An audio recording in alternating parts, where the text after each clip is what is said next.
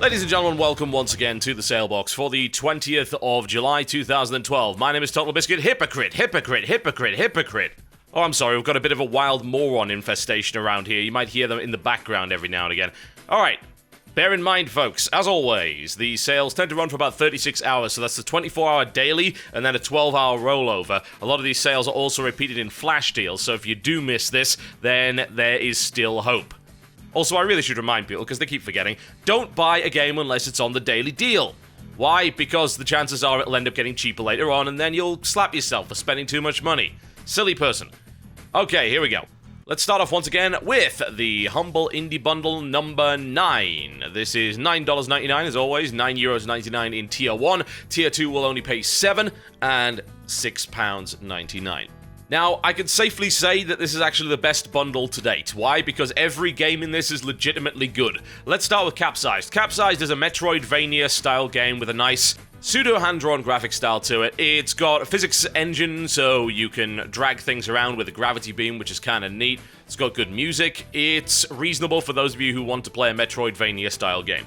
Personally, I hate those kind of games because I'm getting lost and having to backtrack and things like that, but it's a good few hours of fun, and it's well-designed for what it is.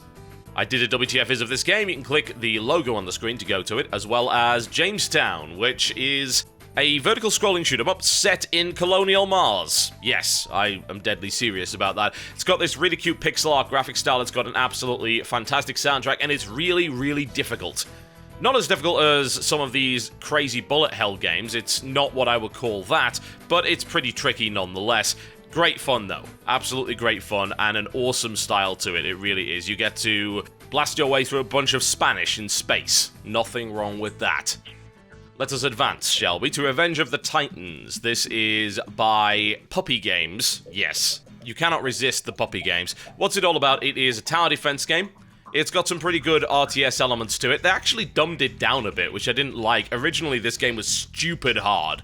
Like, you had to do all sorts of things like reload your turrets. The money that you made during a game then had to be spent on research, and if you didn't get the right research at the right time, you could screw yourself over completely and have to restart. I love the graphic style to this, because it's what I like to call neo-retro. It's like they took aspects of the retro pixel art graphic style, but modernized it with cool particle and lighting effects. It looks absolutely fantastic. It's got a cool sense of humor. It's got a bunch of replayability. I would happily recommend this title without question to anyone that has even a passing interest in tower defense.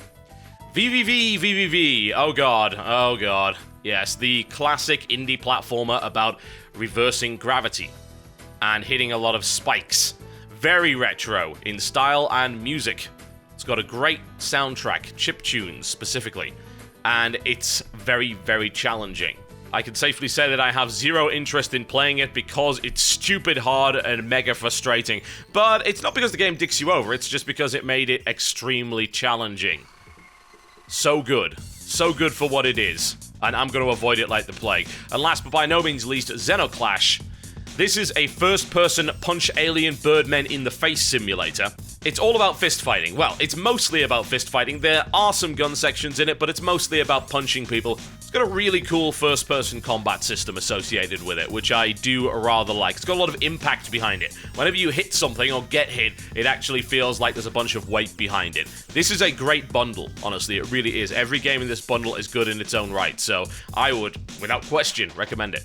Driver San Francisco, 75% off, takes it down to $7.49, £4.99, €7.49. This is very close to being my deal of the day, honestly. I did do a WTF is of this game, and it's great. It really is. It's got a super cool mechanic in which you are essentially in a coma, or at least you think you're in a coma. Maybe you're in a coma, or maybe you just have superpowers, one way or the other. You can actually possess people inside cars. So you float outside of your body, select another vehicle, go into it. You'll end up having a crazy conversation with the guy that's sitting next to you, assuming there is someone else in the car. You can do it to police vehicles, fire engines, taxis, trucks, all sorts of different things. It's useful for chasing down the guys that you're after in your missions, because you can possess a car ahead of them and then maybe turn them around, form a roadblock, all sorts of other crazy stuff. It is just nuts. The game is absolutely nuts. It's got a great soundtrack, awesome arcadey driving model. I do not hesitate to recommend this game. Bear in mind, of course, it is an Ubisoft game, which means that it does use the Ubisoft third-party DRM. meaning you'll have to activate it online in order to play. You've got to play it through their launcher, if I recall correctly. That may very well put a few people off, but bear in mind that, of course, it is on sale, so maybe you don't care so much, and I wouldn't blame you. Alright, let's move on, shall we? Crysis Collection, 75% off, takes it down to €17.49, €13.74, and £9.99. Good deal for the guys in the UK there. The Crysis Collection contains Crysis, Crysis 2, and Crysis Warhead, which was the expand-alone for the original Crysis. Of the games in there, I'd say Warhead's probably the weakest of the three. Warhead is a lot more linear than the original Crysis, which I enjoyed quite a lot because of its sort of free-roaming nature. And Warhead also had a bunch of so-called graphics optimizations designed to run on weaker machines, because let's be honest, Crysis wrecked any machine it went anywhere near at the time. But unfortunately, it introduced a bunch of texture popping and things like that as a result, so that's not so great. Crysis has got a bunch of graphics mods available for it. If you search for the Extreme Quality mod, that's one of the really good ones for it, also Extreme Immersive mod. Also remember the amazing MechWarrior mod for it, MechWarrior Living Legends. However, you can actually play that one for free because it requires the Crysis Wars program, which was released for free. That's just the multiplayer component of the original Crysis. What's it all about? Well, Crysis is a high-fidelity free-roaming shooter, at least the first one is. Using a wide variety of nanosuit powers, you sneak up on people, or you punch them through buildings, or all sorts of other great stuff. Looks gorgeous. It's also got some vehicle sections in it, which are fairly enjoyable. Crysis 2 was a little bit more linear. It's set in New York, and it doesn't have the free-roaming aspects of the original, although it's still pretty good. When I played Crysis 2, I did enjoy it. I enjoyed the directed experience, but these rather large open areas where you could approach them in different ways. I don't think it's as good as the original, but I think it's still fairly enjoyable. It also didn't look as good. The problem with bringing it out on console is that they had to nerf everything down to the ground graphically. It still looks impressive, but if you look at the texture quality, even with the high-res texture pack that you can get for it, it still doesn't look all that amazing. I don't know, maybe I'm just being picky, but honestly, I think I was spoiled by the original there. They're pretty solid games, honestly. If I was going to recommend just picking up one of them, then I would grab the original Crysis. It's half the price of Crysis 2, and it's the most fun in my opinion. Mod it up, have some fun, it's great. If you enjoyed that story, then Warhead's pretty good too, but I've got to say Crysis kind of goes off the rails about halfway through when the aliens start getting involved. It was pretty cool when it was just you versus the Koreans, but yes, things get just a little bit out of hand after that and it becomes significantly less fun. Alright, move on to Dungeon Defenders, shall we? That is 75% off, $3.74, €3 or £2.49. There is a 4-pack available as well. This is like a third-person tower defense game. It does involve some fighting and combat as well, but it's mostly about constructing defenses in order to defend your dungeon. Defend the crystal in the center of the dungeon from taking too much damage. Nice cartoony graphic style. Ton of DLC for this thing.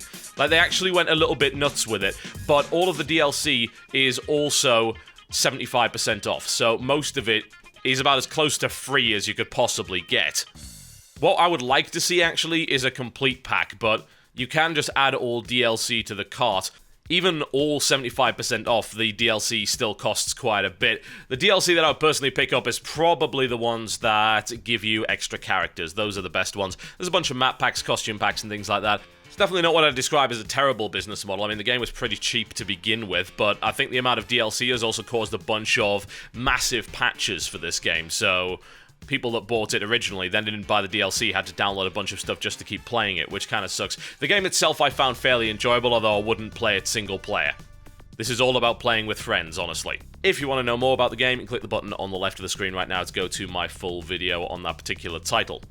Alright, let's move on, shall we? We're going to go on to Magicka. Once again, how many times has this been on sale? 75% off, takes it down to $2.49, €2.49, and £1.99. Also, the DLC is on sale. This is probably the most important for a lot of people. I think a lot of people already own Magicka because it's been on sale about 5 million times. Let the buyer beware when it comes to Magicka. If you happen to be using an integrated graphics card, especially on a laptop, it will not work.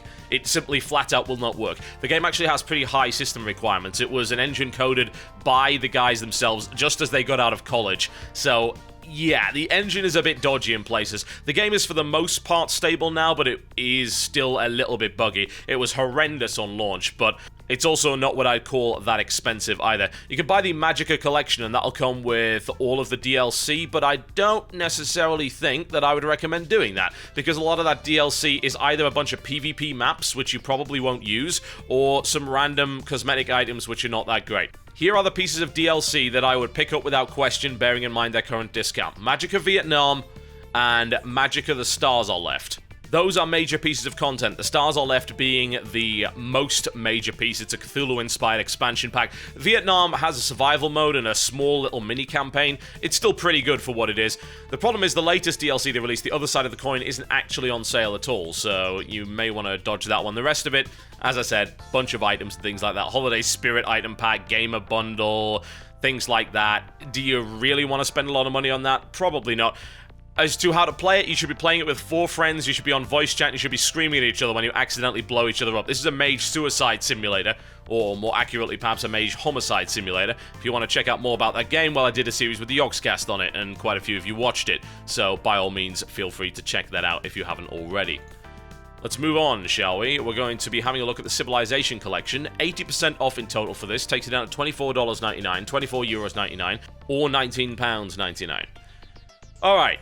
Well, I don't know if I would recommend this collection. I think I would be a little bit picky and choosy. The reason I would be picky and choosy with this one is that it contains a bunch of stuff you may not necessarily like, and it doesn't contain the thing that everyone actually wants right now, which is Civilization 5 Gods and Kings. That being the expansion.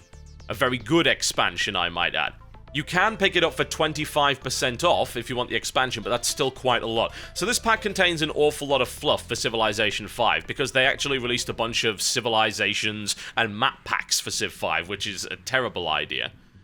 Aside from that, what else is in the pack? You've got Civ 4 and its expansions, and Civ 4 Colonization, which is pretty cool. You've also got Civ 3 Complete. The thing is that Civ 4 is, in my opinion, better than Civ 3 in pretty much every way, so buying that is kind of pointless. But if you're looking for a really cheap game to run on an older system, Civ 3 is a really good bet, because the Complete Edition as part of that pack is 75% off, so that's like $1, if that. That's a pretty good deal. Civ 4 on its own is quite good, but I'd also get Civ 4 Beyond the Sword.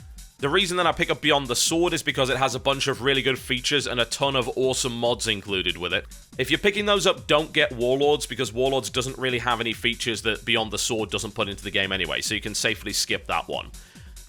To those asking whether or not you should buy Civilization 5, I don't think on its own that it's as good a game as Civilization 4. It's definitely not as good as Civ 4 plus Beyond the Sword.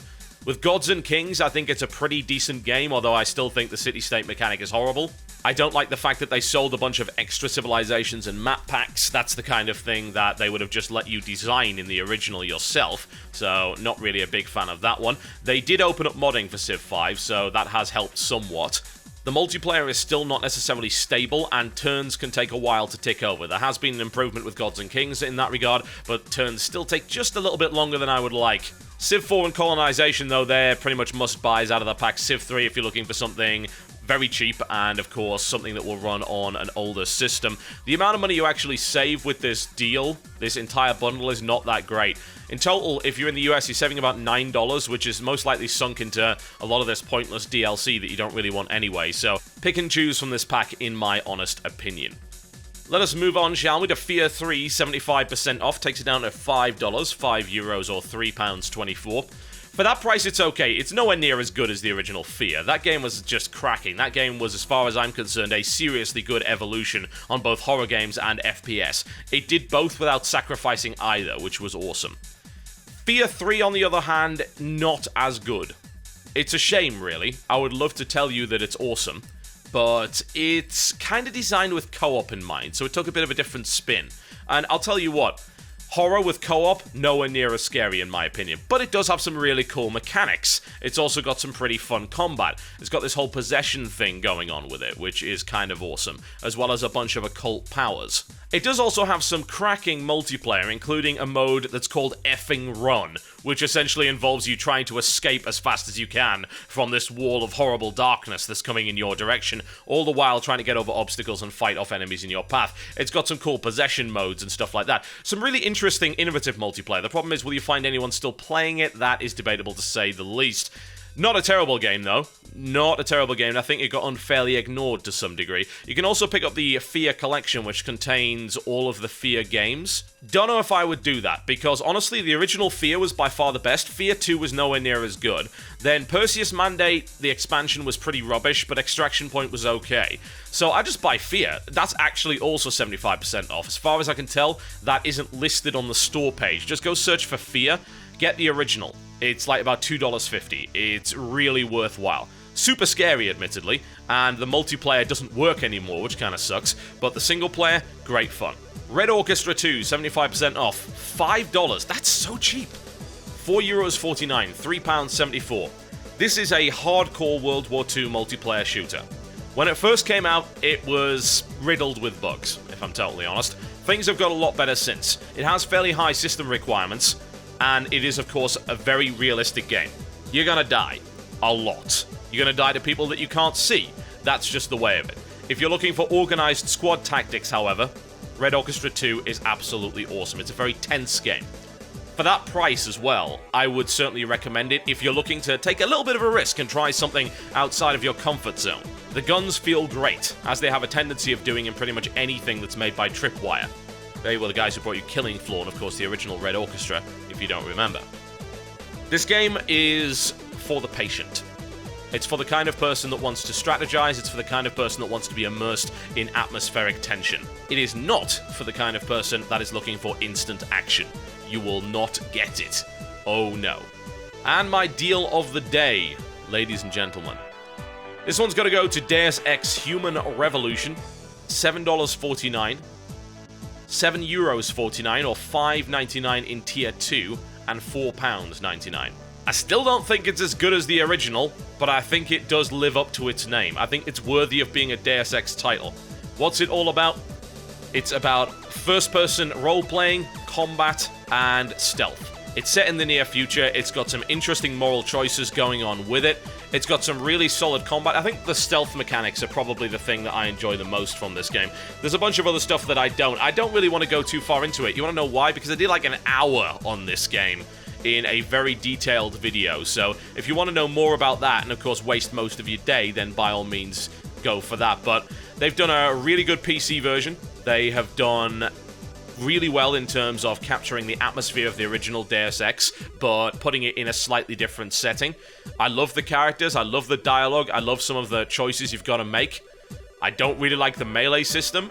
I don't like the fact that the game seems to flat out prefer non-lethal for everything, even though it's not actually that difficult to do. It rewards you with extra experience most of the time for doing non-lethal takedowns, but the thing is, non-lethal takedowns aren't really that hard. There's a bunch of non-lethal weapons, so if it was more difficult, then I'd think, alright, okay, I get it. But the choice between killing and not killing seems to be somewhat superficial in that regard.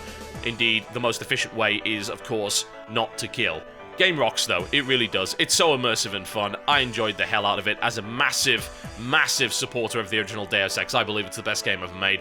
This lived up to it fairly well. Also, the DLC, yes, it is worth it.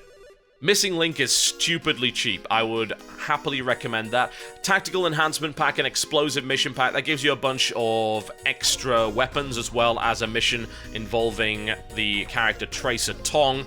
I would certainly get those as well, especially for that price. The only thing I don't like is that the Tactical Enhancement Pack gives you 10,000 extra in-game credits. You don't need them. You really, really don't. I had more money than I could possibly spend as a result of exploring everywhere. But then again, I'm a bit of a pack rat when it comes to that game, so please, by all means, try it out if you haven't already. You're missing out on a great single-player FPS RPG experience if you don't, and that would be very silly of you.